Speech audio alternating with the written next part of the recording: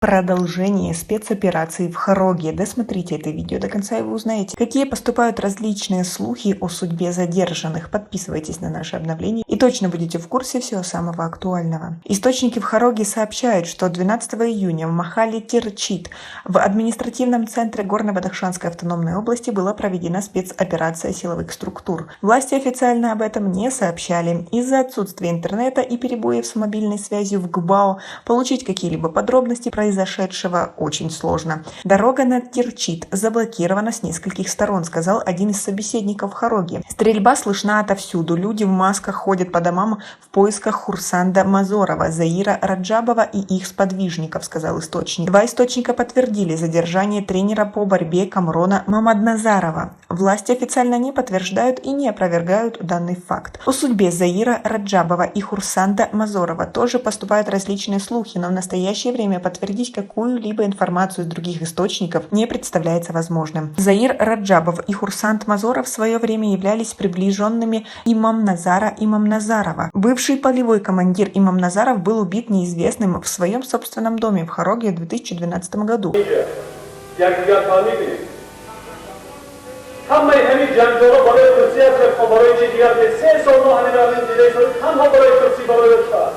Раджабов и Мазоров считаются гражданскими активистами в Гбао, но власти постоянно называют их лидерами преступных группировок в Хароге.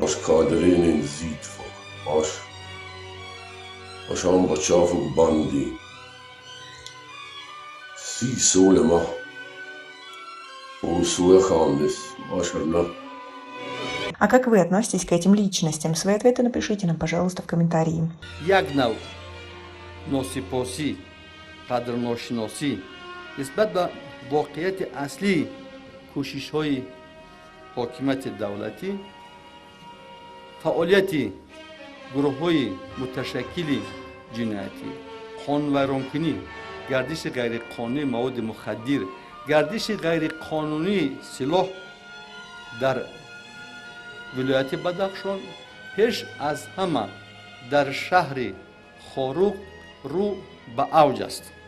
وابسته به وضع فوری به عمل آمدن سطح بلند جنایتکاری فعالیت گروه‌های متشکل جنایتی پیشوای ملت محترم امام رحمان در نزد ساختارهای حفظ حقوق وظیفه‌های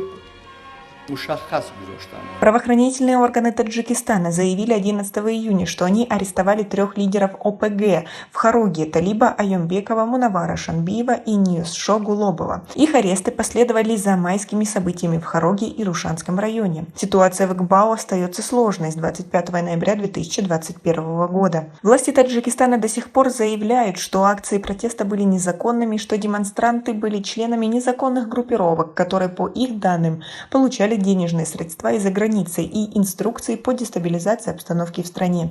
Местные жители говорят, что вышли на улицу для защиты своих прав, поскольку уже несколько месяцев находятся под жестким давлением со стороны властей. Как вы относитесь к такой ситуации и к тому, что власть считает несколько тысяч человек, которые вышли на улицу, террористами? Если следовать такой логике, то получается чуть ли не все население Гбао ими является. Как вы к этому всему относитесь? Свои ответы напишите нам, пожалуйста, в комментарии. У нас пока на этом все. Оцените наше видео подпиской и лайком. До скорой встречи.